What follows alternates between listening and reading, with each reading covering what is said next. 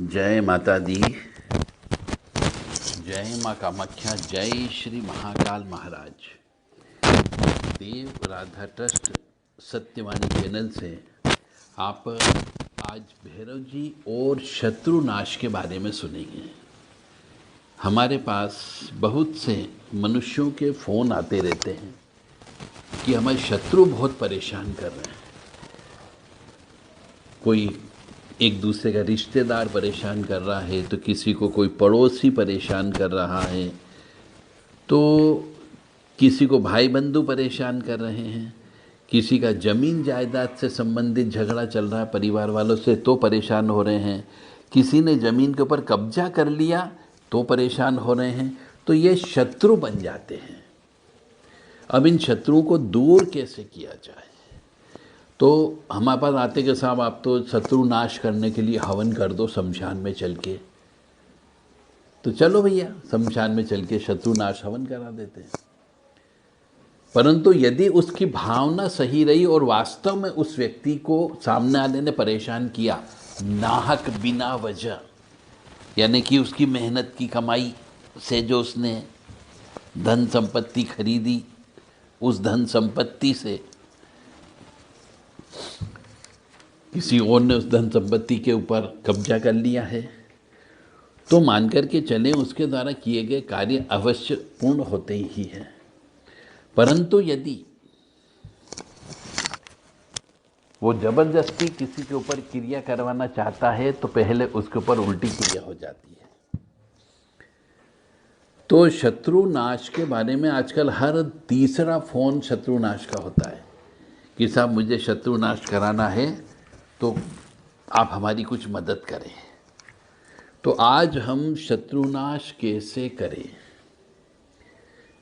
भैरव जी के माध्यम से, क्योंकि एकमात्र भैरव देवता ऐसे हैं जो शत्रुनाश करने का काम करते हैं, राहु से भी आपकी बचत करने का काम करते हैं।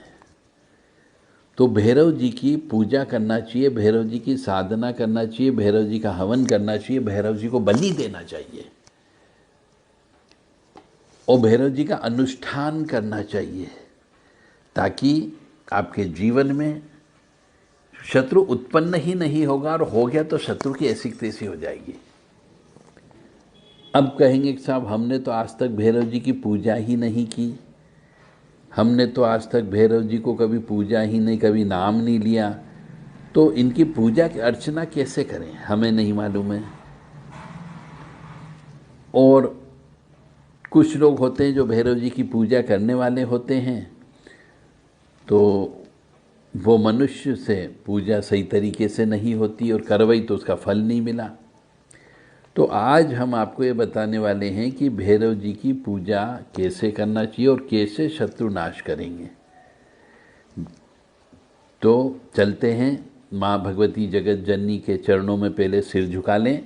कामाख्य वरदे देवी नीलपर्वतवासिनी त्वं देवी जगत माता योनि मुद्रे नमस्तुते।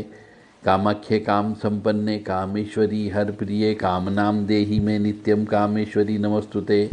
कामदे काम रूपस्ते शुभके सुर सेविते करोमि दर्शन देव्यम सर कामार सिद्धयेत। ओम महेशानी महामाये चामुंडे मुंडमालिनी आयु आरोग्य ऐश्वर्य देहि में देवी परमेश्वरी। तो इस तरीके से माँ भगवती के चरणों में शीश झुका करके उनसे आशीर्वाद ले लिया।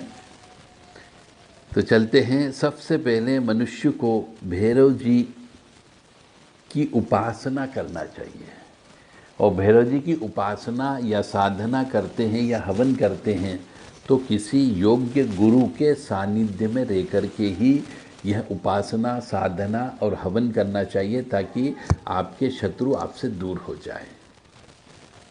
जिनसे भी आप मंत्र लें या गुरु दीक्षा में भैरव जी की दीक्षा प्राप्त करें, भैरव जी की पूजन अर्चन प्रार्थना कैसे करें, इसके लिए गुरु महाराज के साथ रह कर के पूरी पद्धति को सीखा जाए। कोई भी कार्य करें विधि विधान से आप करोगे, सिस्टमेटिक वे में करोगे तो निश्चित तौर से वो पूजा सफल होती है। क्योंकि कई बार हम कर्म के बीज तो डालें पर बीज खराब डल जाए तो वो पौधा नहीं उगेगा, उससे कोई फल की प्राप्ति नहीं होगी। तो बीज डालने का मतलब हो गया, कभी हम ईश्वर के सामने कोई भी प्रार्थना करें, एप्लीकेशन लगाते हैं, तो वो विधि विधान से ही पूजन अर्चन होना चाहिए, जो उस क्षेत्र का माहिर होती। जैसे हम कोई भी कोर्ट में एप्लीकेशन लगाते हैं, तो कोर्ट में एप्लीकेशन कैसे लगाई जाती है उसके लिए एक तरीका होता है, मेथडोलॉजी होती है, जो वकील जानता है। तो पूजा पाठ के मामले में भी जो अपने अपने क्षेत्र के महारत हासिल किए हुए व्यक्ति होते हैं, सिद्धिवान मनुष्य होते हैं, उनसे ही आपको ये विशेष तौर से काली माँ की, भैरव जी की पूजा कराना चाहिए, जिनसे कि शत्रु नाश होता है। तो भैरव जी की पूजा करने से राहु भी शांत होता है, शनि भी शांत होता है, और जितने भी उग्र देवता होते हैं वह जरूर शांत हो जाते हैं, और शत्रु नाश तो होता ही होता है। तो सबसे पहले नियम क्या बोला जाता है कि भैरव जी की मंत्र लेकर के भैरव जी की उपासना की जाए, पर केवल उपासना से ही शत्रु नाश नहीं होंगे, क्योंकि उपासना करने का मतलब हो गया आपने कोई व्रत उपवास कर लिया, कोई मंत्र जप कर लिया, तो केवल मंत्र जप करने से काम नहीं चलता है। भैरव जी को भेंट भी देना पड़ती है, भैरव जी के नाम से अभिषेक भी करना पड़ता है, भैरव जी के नाम से हवन भी करना पड़ता है, और भैरव जी के नाम से जो उनके कहना चाहिए जो सवारी होती कुत्ता, उसको भोजन भी कराना पड़ता है, और उनको कौन कौन सा भोग लगता है ये आपको सीखना होगा, समझना होगा। भोग कैसे दिया जाता है यह भी समझना होगा, उनकी पूजन अर्चन कैसे करते हैं ये भी आपको समझना पड़ेगी, तब जा कर के आप भैरव जी की आराधना साधना कर सकते हो, अन्यथा नहीं की जा सकी है, और करोगे तो सफलता नहीं मिलेगी। तो भैरव जी की आराधना साधना करने के लिए गुरु तत्व का होना अत्यंत आवश्यक होता है।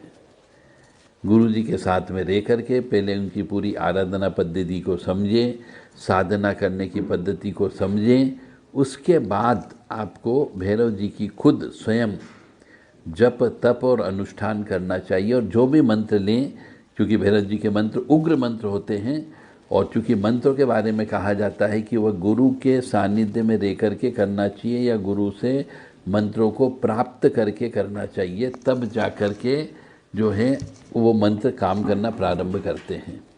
तो शत्रुओं को दूर करने के लिए या शत्रु के द्वारा किए गए अभिचारिक कर्म को समाप्त करने के लिए, यानी मारण, मोहन, उच्चाटन, वशीकरण, स्तंभन, इस प्रकार की यदि कोई चीज़ किसी शत्रु ने कर रखी है तो उसको दूर करना है, काटना है, उसको हटाना है, तो भैरव जी की ही साधना अर्चना करना चाहिए। तो भैरव जी के बहुत सारे मंत्र गुरु महाराज अलग अलग प्रकार से देते हैं, तो जिस गुरु के पास जो भी मंत्र सिद्ध है उस मंत्र के अनुसार ही आपको जप तप करना है। ऐसा नहीं कि कहीं किताब से मंत्र लेकर के पढ़ना चालू कर दिया, वो मंत्र काम नहीं करता, और करता है तो कई साल लग जाएंगे उसको काम करने में, क्योंकि उसका एक पुनश्चरण होता है, एक विधान होता है, वो पालन करना पड़ता है। तो किताबी ज्ञान के आधार पर यदि मंत्र सिद्ध हो जाते तो आज भारत के अधिकांश मनुष्य सिद्धिवान हो जाते, उनके शत्रु ही नहीं होते। तो किताब से या YouTube के माध्यम से या Facebook के माध्यम से या WhatsApp के माध्यम से आपको कोई मंत्र नहीं लेना है, और नहीं मंत्र लेकर के उसका जप तप करना है, अन्यथा नुकसान होने की संभावना बहुत ज़्यादा हो जाती है। तो शत्रु नाश करने के लिए गुरु महाराज से ही मंत्र प्राप्त किया जाए। फिर भी हम आपको कुछ बता ही देते हैं कि जो उनकी साधना आराधना होती है वह रविवार के दिन करना चाहिए, या मंगलवार के दिन कर सकते हैं, या अमावस्या की रात को कर सकते हैं, 14 की रात को की जा सकती है। इनकी पूजन अर्चन नाम जप जो भी होता है वह सब रात को करना चाहिए, सूर्य अस्त होने के बाद। और कोशिश तो यही की जाए कि 12 से 4 बजे के बीच में इनकी पूजन अर्चन प्रारंभ करना चाहिए। कुछ लोग 8 बजे से पूजन चालू कर देते हैं, तो वह भी उचित नहीं है। रात को 8 बजे कोई पूजन नहीं होती है, इनकी पूजा रात को ही होती है। और शमशान में यदि कोई भैरव जी का मंदिर हो तो उस मंदिर से वहाँ पे पूजन अर्चन देने के बाद में ही अपनों को कोई भी अनुष्ठान प्रारंभ करना चाहिए। यदि भैरव जी का मंदिर नहीं हो तो काली माँ का कोई मंदिर हो तो उस काली माँ के मंदिर में भी भैरव जी के नाम से पूजन अर्चन दे करके, पंचोपचार पूजा करके या षोडशोपचार पूजा करके भैरव जी के नाम की अनुष्ठान को प्रारंभ कर सकते हैं। भैरव जी को नॉर्मली साधारणतया उड़द से बने हुए या उड़द के आटे के बने हुए मिठाई हो गई, लड्डू हो गए, नमकीन हो गया, ये नॉर्मली साधारणतः चढ़ाया जाता है। और जब भैरव जी की पूजा करते हैं तो बिना माता जी की पूजा करना अत्यंत आवश्यक होता है। तो भैरव जी को बेसन के लड्डू का भोग लगता है, उड़द के आटे के लड्डू का भोग लगता है, दही बड़े का भोग लगता है, शराब का भोग लगता है, अंडे का लगता है, सिगरेट लगती है, मांस लगती है, कपूर दिया जाता है। ये एक कॉमन है, ये तो देना ही देना पड़ेंगे चाहे कोई भी गुरु कराए। और यदि कोई गुरु आपको मीठे पर भैरव जी का काम करवाता हो आपसे, तो ये मान के चलना उस व्यक्ति को, उस गुरु को भैरव जी की पूजा करते हुए नहीं आती है, भैरव जी की साधना सिद्धि नहीं है। बिल्कुल स्पष्ट बात कर रहा हूँ मैं, क्योंकि बहुत से व्यक्ति ऐसे मिले कि हमने तो भैरव जी को मीठे पर चलाते हैं। तो ये मीठे पर भैरव जी नहीं चलते, वो कोई और प्रेत आत्मा चलती होगी मीठे पर भैरव जी जितने भी होते हैं ये सब 100% तामसिक होते हैं। चाहे वो बटुक भैरव हो, चाहे वो स्वर्णाकर्षण भैरव हो, चाहे वो काल भैरव हो, चाहे 64 भैरव जितने भी होते हैं, उन सब 64 भैरव में कोई भी भैरव की पूजा आप करेंगे तो तामसिक ही है। यानी कि सीधी सीधी बात यह है कि शिव जी के क्रोध से भैरव जी की उत्पत्ति हुई है, तो यह तामसिक भैरव कहलाते हैं। नॉर्मली 41 दिन की साधना मनुष्य को करना चाहिए।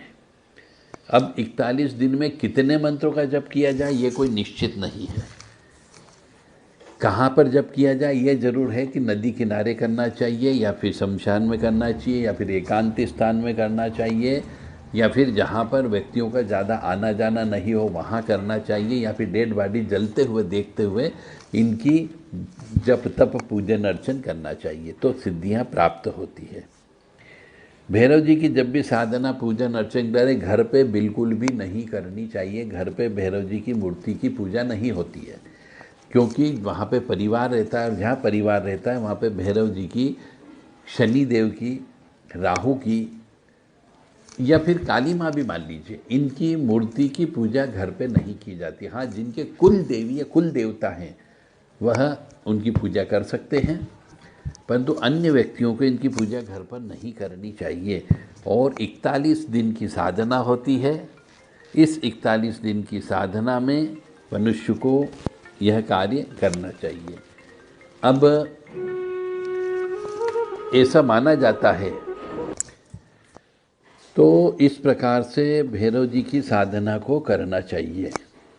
अब इसके लिए काल भैरव, बटुक भैरव, स्वर्णाकर्षण भैरव, असितांग भैरव, रूर भैरव, चंड भैरव, क्रोध भैरव, कपाल भैरव, संहार भैरव, भीषण भैरव, आकाश भैरव और पाताल भैरव, इनकी पूजन अर्चन अधिकतर की जाती है शत्रु नाश करने के लिए। परंतु शर्त वही है कि भैरव जी की जब भी पूजा करें तो उन्हें किसी न किसी प्रकार से बलि देना भी अनिवार्य होता है। अधिकतर मनुष्य भैरव जी की पूजन अर्चन करते हैं, साधना करते हैं, और फिर कहते हैं साहब हमें तो बलि नहीं देना है, तो उनकी ये पूजन अर्चन साधना सब बेकार हो जाती है। क्योंकि भैरव जो है यह उग्र देवता है, और उग्र देवता चाहे वो काली माँ हो, चाहे वो भैरव जी हो, चाहे वो राहु हो, इनकी यदि हम पूजन अर्चन करते हैं, शांत करते हैं, या शत्रुओं को दूर करने के लिए भैरव जी की पूजा करते हैं, या हवन पूजन भी करते हैं, तो बलि देना अत्यंत आवश्यक होता है। चाहे मुर्गे की बलि दी जाए, चाहे बकरे की बलि दी जाए। कुछ लोग बाग भूरे कद्दू की बलि देते हैं, जिसको तुमड़ा भी कहते हैं या पेठा भी बोला जाता है। परंतु इस पेठे की बलि एक सिर्फ प्रतीकात्मक होती उस समय के लिए कि 2-4-8 दिन में आप व्यवस्था करके दूसरी ओरिजिनल बलि दोगे, परंतु वास्तव में बलि ही देना होगी, मतलब सेक्रीफाइस ज़रूर करना पड़ेगा आपको। यदि ये नहीं दे सकते हो तो बाज़ार से आपको बकरे का पूरा कलेजा खरीद के ला करके शमशान स्थल पर विधिवत पूजन अर्चन करके उस कलेजे को छोड़ना पड़ता है, तो वह भी बलि का प्रतीक के रूप में मान लिया जाता है। अब भैरव जी की यदि आप साधना करते हैं तो जैसा मैंने बताया कि घर पे बिल्कुल भी नहीं करना है, एकांत स्थान में करना है। तिराहे चौराहे पर आप कर सकते हो, जंगल में कर सकते हो, काली माँ के मंदिर में कर सकते हैं, भैरव जी के मंदिर में कर सकते हैं, या शमशान में बैठ कर सकते हैं, या फिर बहते पानी के किनारे, या फिर कहीं पे नदी हो उस नदी के किनारे बैठ कर के की जा सकती है। ओम हम शम नम गम फम सम खम महाकाल भैरवाय नमः। ये काल भैरव जी का साधारण सा मंत्र है, परंतु जिससे भी ये मंत्र लिए जाएं भैरव जी के, वह व्यक्ति भी भैरव जी की आराधना साधना पहले की जा चुकी है, उसने सिद्ध किए हुए हो, उन्हीं से ही कराई जाए। केवल जप करने से कुछ नहीं होगा, हवन करना अत्यंत आवश्यक होता है। और भैरव जी का हवन जो है वह भी इन्हीं एकांत स्थानों में ही करना चाहिए। जलती चिता पे करें तो बहुत ही अच्छी बात होगी, तुरंत फल की प्राप्ति होती है। नदी किनारे करेंगे तो तुरंत फल की प्राप्ति होती है। और इनके लिए जो हवन सामग्री प्रयोग की जाती है उसमें सब ज्वलनशील यानी उग्र हवन सामग्री का प्रयोग होता है। अब उग्र हवन सामग्री का मतलब हो गया जैसे काली मिर्ची गरम होती है, जायफल, जावित्री, लौंग, अजवाइन, नींबू, नारियल, अनार, ये जो उग्र सामान होता है, इन उग्र सामान से भैरव जी का हवन होता है। यदि आपको बहुत ही ज़्यादा किसी शत्रु को दूर करना हो, हटाना हो या मारना हो, तो उसके लिए अपने स्वयं का खून निकालो और अपने स्वयं के खून से भैरव जी के मंत्रों का हवन कर दिया जाए तो सामने वाले का काम तमाम हो जाता है। पर इसके लिए किसी दीक्षित सुयोग्य गुरु के सानिध्य में रह कर के ये करें, और ये करने के पहले भैरव जी के कम से कम 1 लाख मंत्रों का जप करके विधिवत पूरा पुनश्चरण या अनुष्ठान करें। उसके बाद में यह क्रिया करना प्रारंभ करें। तो जिन जिन मनुष्यों के हमारे पास फ़ोन आते हैं कि साहब भैरव जी की साधना कैसे करें, या हम अपने शत्रुओं को कैसे दूर करें, शत्रु बहुत परेशान कर रहा है, कैसे दूर किया जाए, कोई उपाय बताओ, तो आज हमने आपको ये उपाय बता दिया है। पर हमारी आपसे बारंबार विनती है, निवेदन है कि कोई भी कार्य करें पहले गुरु से दीक्षा प्राप्त करके करें, गुरु से शिक्षा प्राप्त करके करें। किसी भी यूट्यूब के माध्यम से, फेसबुक के माध्यम से, या फिर किताब कापी से पढ़ कर के भैरव जी की साधना करना नहीं करना है। आपको विधि विधान से करना है और गुरु के सानिध्य में रह कर के सीख करके ही करें, तो ही आप सफल हो पाओगे, अन्यथा नहीं हो पाओगे। यदि कोई भी क्रिया गलत हो जाती है तो आप पागल भी हो सकते हो और अपने आप को ख़त्म भी कर सकते हैं, आत्महत्या भी कर सकते हो। इसलिए हमारी तरफ से चेतावनी दी जाती है कि शमशानी क्रिया विशेष तौर से और उग्र स्वभाव के देवी देवता, यानी चाहे वो कंकाली काली हो, चाहे वो भद्रकाली हो, चाहे वो शमशान काली हो, चाहे वो दक्षिण काली हो, ये चाहे महाकाली हो, ये सब शमशान की देवियां कही जाती हैं। और जितने भी भैरव होते हैं वह सब क्षेत्रपाल देवता के रूप में मान्य होते हैं। और क्षेत्रपाल देवता का मतलब हो गया उनके पास में ऐसे तीखे अस्त्र शस्त्र होते हैं जिनसे वो आपकी रक्षा भी करते हैं और क्षेत्र की रक्षा करने का काम भी करते हैं। तो ये उग्र देवता कहे जाते हैं। तो उग्र देवता के मामले में विशेष तौर से परिवार वालों को बिल्कुल भी नहीं पढ़ना चाहिए।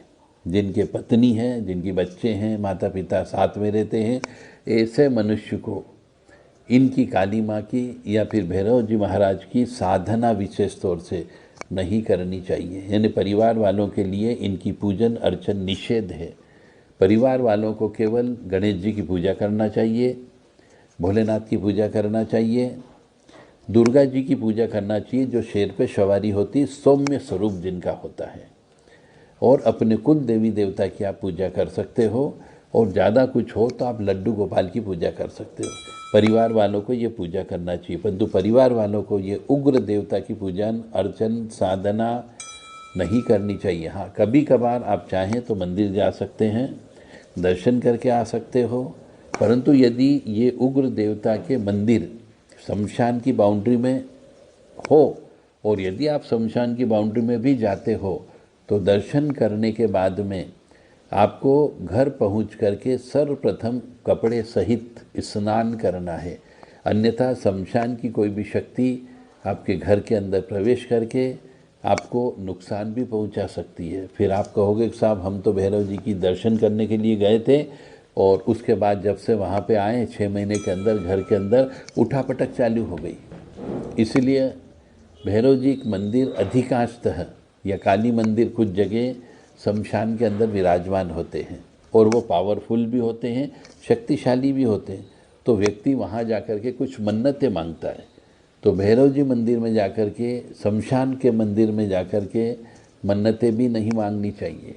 अन्यथा यदि उनने पूरी की है और आपने यदि कुछ कबूला है तो उसको पूरा भी करना चाहिए। तो ये थे आपके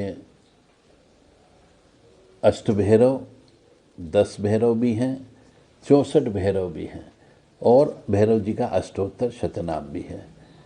तो ओम भैरवो भूतनाचस्य भूतात्मा भूतभावन क्षेत्रज्ञ क्षेत्रपलश क्षेत्रद क्षत्यो विराट शमशानवासी मासांसी खरपारासी स्मानगत रक्तपह पानपह सिद्धः सिद्धिदः सिद्धिसेवित कंकालः कालशमन कलाकाष्ठः तनुकवि तीनेतो बहुनेचत ओम पिंगललोचन शूलपानी खड़कपानी कंकाली धूमलोचन अभियु भैरवीनाथो ओम भूतो योगिनीपति धन धनहारी च धनवान प्रतिवर्धना नागहारो नागपाशो व्योमकेश कपालवत कालः कपालमाली च कमली कलानिधि त्रिलोचना जलनेत्र सिकी च त्रिवत तन्यो डिम्ब शांत शांत जनप्रिय बटुको बटुकेशाय खटंगवांगवर भूताध्यक्ष पशुपति भिक्षुक परिचारक धुरतो दिगंबर शोरहणि पांडुलोचन प्रशांतः शांतिदः सिद्ध शंकर प्रिय बांधव अष्टमूर्ति निदिष्ट ज्ञान चक्षु स्वमः अष्टाधार षडाधार सर्पयुक्त चिकित्सक भूधरो भूधरादिशो भूपति भूधरात्मज कंकालधारी मुंडीच नाग यज्ञो पवित्वाण जम्बणा स्तंभि मारण शोभन स्थिता शुद्ध नीलांजल प्रयुदित्य धने मुंड विषण बली भुग बली भुंडनाथो बालो बाल पराक्रम सर्वपदाणाय दुर्गाय दुष्वत निशवित कामी कलानिधि कांतः कामी नवत्करसी सर्व सिद्धि प्रदो वेद प्रभु विष्णुहिम अष्टोत्तर शतनाम नाम भैरस्य महात्मनम। तो इस प्रकार से ये भैरव जी के 108 नाम हैं। जो व्यक्ति इस भैरव अष्टोत्तर शतनाम को रोजाना 11 बार पाठ कर सकता है अपने घर पे, सुबह करे शाम को करें, तो उसके जीवन में कोई शत्रु उत्पन्न ही नहीं होगा, और यदि होगा सोचेगा भी आपके बारे में यदि खराब करने का, उसके पहले उसका खराब होना प्रारंभ हो जाएगा। इसीलिए भैरव जी की आराधना साधना आप करें, पूजन अर्चन भी करें, परंतु मंदिर में जाकर के करें, घर पे नहीं करें। जय माता दी, जय मां कामाख्या, जय श्री काल भैरवाय नमो नमः।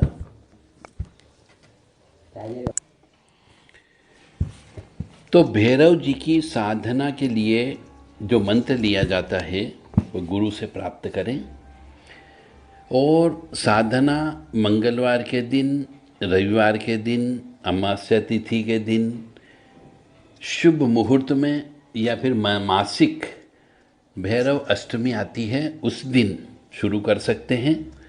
रात्रि कालीन ही इसमें जप तप किया जाता है, और इसमें भैरव जी का पहले पूरा षोडशोपचार पूजा करना अनिवार्य होता है। षोडशोपचार करने के बाद में भैरव यंत्र भी आप चाहें तो अपने साथ में रख सकते हैं। भैरव जी का भोग जो आपको बताया गया है वह भोग आपको लगाना अनिवार्य होता है। संकल्प यदि आपका कोई है तो संकल्प ले सकते हैं, 41 दिन की यह साधना करना होती है। तो 41 दिन तक आपको स्त्रियों से दूर रहना है, किसी दूसरे के घर का भोजन नहीं खाना है, स्वयं के हाथ का बना हुआ भोजन खाना है। और कोशिश करें कि आपको दक्षिण मुखी होकर के यह साधना करें तो ज़्यादा फलित होती है। ऐसा कहा जाता है कि भैरव जी की साधना करें तो काले वस्त्र पहन करके करना चाहिए और काले आसन पे बैठ करके करना चाहिए।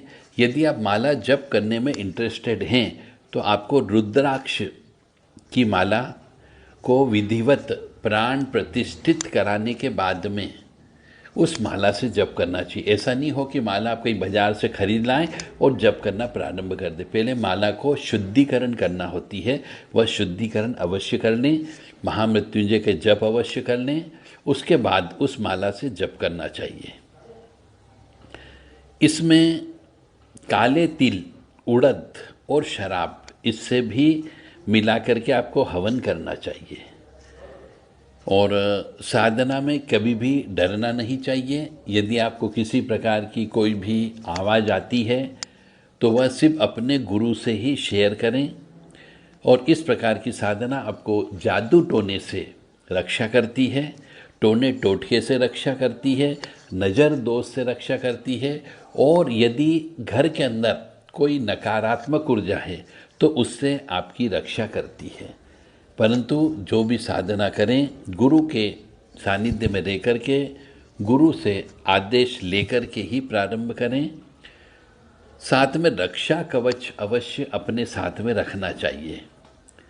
और जैसा कि मैं बार बार पहले भी कहते आया हूँ, आज फिर कहूँगा कि साधना में बहुत से मनुष्य असफल हो जाते हैं।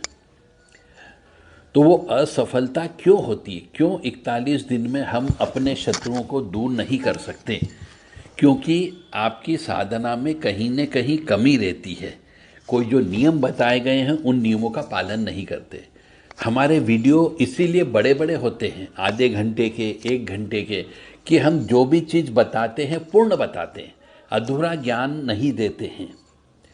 और अधूरा ज्ञान खतरनाक होता है और मनुष्य अधूरा ज्ञान लेकर के ही पूजा पाठ या साधना करने लग जाता है, वह उसके लिए नुकसानदेह साबित होता है। इसलिए हमारे वीडियो जो 1 घंटे के, आधे घंटे के, 45 मिनट के बनते हैं, उन्हें पूरा बार बार सुने, समझने का प्रयास करें, उसके बाद कोई साधना करें।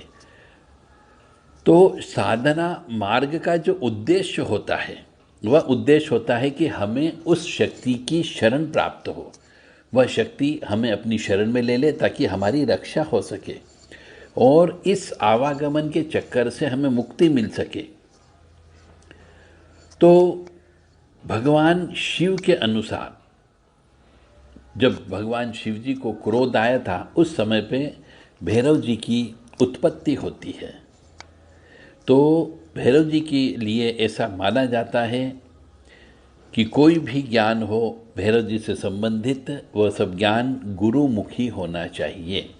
तो गुरु बना करके ही ज्ञान प्राप्त करें, तभी वास्तव में साधना सिद्धि होती है। ऐसे तो कोई भी गुरु पूर्ण नहीं है, फिर भी जिस गुरु ने भैरव जी की सिद्धि कर रखी हो उन्हीं से ही यह कार्य करें। संयम का पालन करना अत्यंत आवश्यक है और हमारे शरीर के अंदर जो 10 विकार हैं उन विकारों पर भी नियंत्रण प्राप्त करना है। साधना का मतलब ये होता है। तो काम, क्रोध, लोभ, मोह, मद, मत्सर, ईर्ष्या, तृष्णा, राग, द्वेष, ये 10 विकार होते हैं। इन 10 विकारों से भी मनुष्य को साधना काल में दूर रहना चाहिए, तभी साधना सफल होती है। अपनी जीवा पर नियंत्रण रखना चाहिए। अपनी इस जीभ जो चटोरी जीभ है इसके ऊपर भी नियंत्रण रखना चाहिए। और काला अष्टमी या भैरव जयंती के दिन से यह साधना प्रारंभ करना चाहिए। कृष्ण पक्ष की अष्टमी के दिन से भी आप ये साधना प्रारंभ कर सकते हैं। जैसा कि मैंने भैरव जी के आपको नाम बता दिए हैं, इनमें से किसी भी भैरव जी की आप साधना कर सकते हैं। और साधना करने के लिए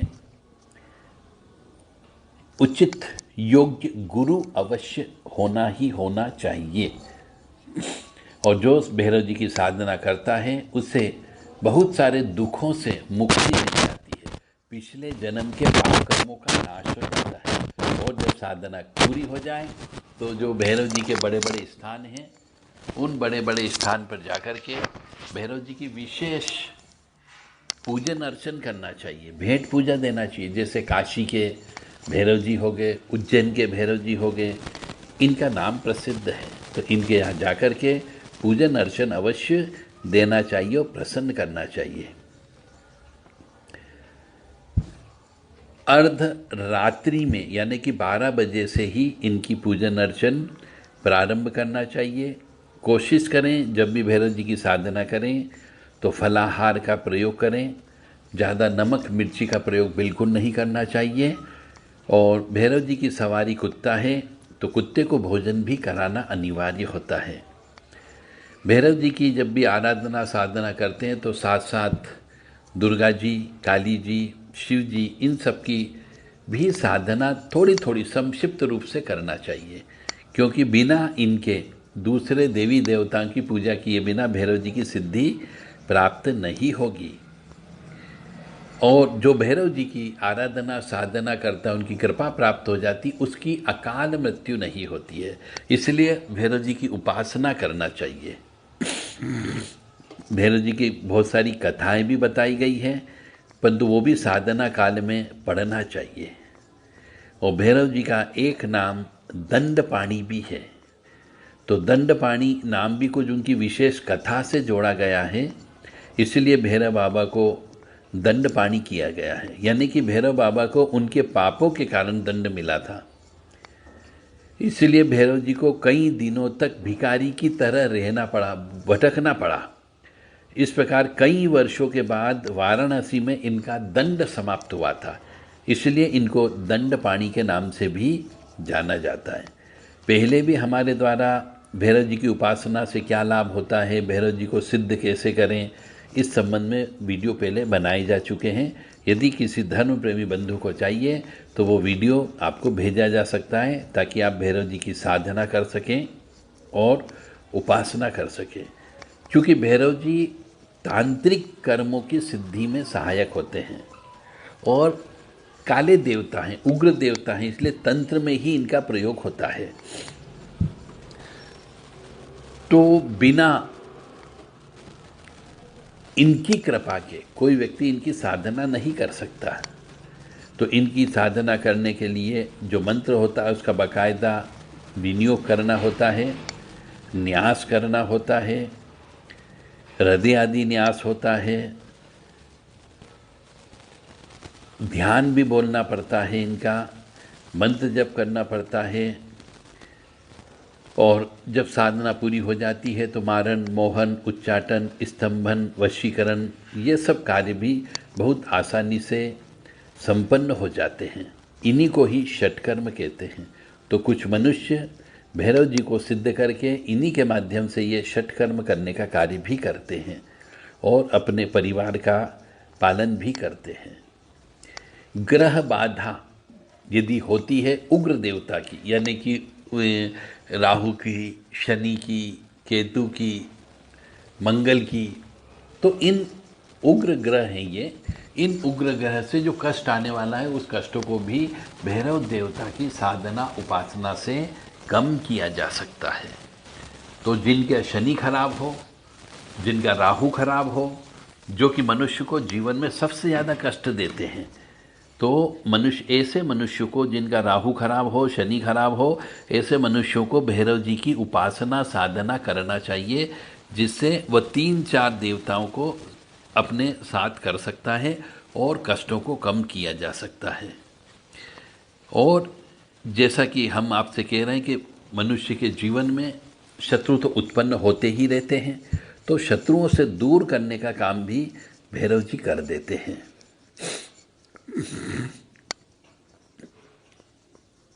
मोहन, आकर्षण, वशीकरण, स्तंभन, उच्चाटन, विद्वेषण, मारण, ये सब कार्य भैरव जी की सिद्धि होने पर स्वतः ऑटोमेटिकली होने लग जाती है।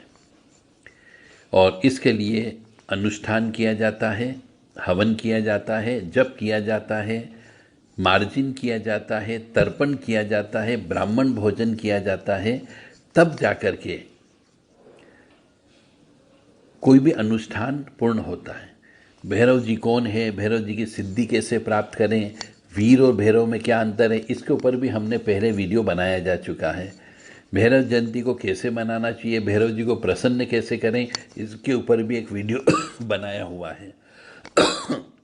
भैरव जी की साधना कैसे करें, इसके ऊपर भी पहले वीडियो बनाया जा चुका है, वो आप सुन सकते हैं। और भैरव जी की मूर्ति कैसी होनी चाहिए, क्योंकि आजकल जो भैरव जी की मूर्ति मिलती है वो गलत मिलती है।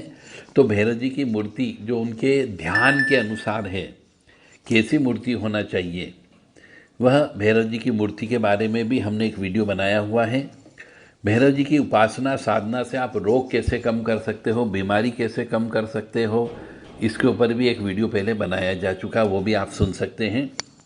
यदि किसी धर्म प्रेमी बंधु को ये भैरव जी से संबंधित कुछ वीडियो चाहिए तो हमसे संपर्क कर सकता है, हम उनको फॉरवर्ड कर सकते हैं, परंतु डिमांड करने के पहले अपना पूरा नाम पूरा पता अवश्य बता दें। और काल भैरव जी की स्तुति कैसे बोली जाए, ये स्तुति बोलने सीखना हो तो आप देव राधा ट्रस्ट सत्यवाणी चैनल से संपर्क कर सकते हैं। काल भैरव जी की आराधना साधना करना हो तो भी देव राधा ट्रस्ट सत्यवाणी चैनल से संपर्क कर सकते हैं। देव राधा ट्रस्ट सत्यवाणी चैनल के द्वारा जो है उज्जैन में महाकाल महाराज की नगरी में, जहाँ पे काल भैरव जी साक्षात विराजमान है, विक्रांत भैरव वहाँ पे विराजमान है, और जहाँ पर भैरव जी की सिद्धियाँ होती है, लगातार अनुष्ठान होते हैं, शमशान में यहाँ पे पूजन अर्चन होती रहती हो। यदि कोई व्यक्ति साधना करना चाहता हो, भैरव जी की सिद्धि करना चाहता हो, हम सिद्धि नहीं देते हैं, सिद्धि व्यक्ति को खुद करना होती मेहनत। हम सिर्फ मार्ग में सहयोग कर सकते हैं कि पूजन अर्चन साधना सिद्धि कैसे की जाए, यह बता सकते हैं। तो कोई व्यक्ति हमारे यहाँ पे रह कर के, गुरु जी के साथ में रह कर के सिद्धि करना चाहता हो, साधना करना चाहता हो, या फिर अपने रोग को दूर करना चाहता हो, शोक को दूर करना चाहता हो, या शत्रुओं को दूर कराना चाहता हो, तो देव राधा ट्रस्ट सत्यवाणी चैनल से संपर्क कर सकते हैं। उज्जैन महाकाल महाराज की नगरी में देव राधा ट्रस्ट के द्वारा एक आश्रम का निर्माण किया जा चुका है, तो उसमें रह कर के, कम से कम खर्चे में रह कर के आप साधना कर सकते हैं, सिद्धि कर सकते हैं, हवन पूजन कर सकते हैं, और रोजाना काल भैरव जी के दर्शन करके अपने आप को पुण्य का भागी बना सकते हैं। तो साधना कैसे करें, इस संबंध में भी वीडियो बनाया जा चुका है, और भैरव जी की उपासना से क्या क्या लाभ होता है, इसके ऊपर भी वीडियो बनाया जा चुका है। भैरव जयंती कैसे मनाएं, भैरव जी की साधना करने का मौका कहाँ कहाँ पर आपको मिल सकता है देव राधा ट्रस्ट से जुड़ने पर, इस संबंध में भी वीडियो पहले बनाया जा चुका है। यदि कोई व्यक्ति हमारे पास नहीं आ सकता है और अपने लिए भैरव जी की उपासना साधना के संबंध में या हवन के बारे में कोई पूजा करवाना चाहता हो, तो नाम और गोत्र अपने हमको भेज करके उचित दक्षिणा दे करके आप देव राधा ट्रस्ट से उज्जैन महाकाल की महाराज की नगरी में भैरव जी के नाम से यज्ञ करवा सकते हैं, अनुष्ठान करवा सकते हैं, जप तप भी करवा सकते हैं। जय माता दी, जय माँ कामाख्या। और ये सब कार्य पूरा होने पर आपको उसका उचित प्रसाद जो होगा वो प्रसाद आपके घर पे अवश्य भेजा जाएगा। भैरव जी का भैरव तांडव स्तोत्र भी है, यदि किसी को वो भैरव तांडव स्तोत्र बोलना सीखना हो तो उसके लिए भी देव राधा ट्रस्ट से संपर्क कर सकते हैं। ओम चंडम प्रतिचंडम करघृत दंडम कृतरिपुखंडम सौख्यकरम लोकम सुखयंतम विलसित वंदम प्रकटित दंतम नृत्यकरम। इस प्रकार से इसको उग्र रूप से बोला जाता है, तेज आवाज में बोला जाता है। तो यह किसी को सीखना हो तो इससे शरीर की रोग प्रतिरोधक क्षमता बढ़ती है, शरीर के अंदर के रोगों का नाश होता है, साथ ही साथ में आपके शत्रुओं का भी नाश होगा। तो एक तीर से आप दो निशाने डाल सकते हैं कि एक तो आप अपना शरीर को ठीक कर सकते हो, शरीर के अंदर कोई रोग है तो उनको ठीक किया जा सकता है, और साथ ही साथ में आपके आसपास या आपके ज्ञात अज्ञात शत्रु हैं उनको भी दूर किया जा सकता है। तो भैरव तांडव स्तोत्र बहुत शक्तिशाली है, इसको किसी को पढ़ना सीखना हो, याद करना सीखना हो, बोलना सीखना हो तो देव राधा ट्रस्ट से संपर्क कर सकते हैं, उनको सिखाया जा सकता है।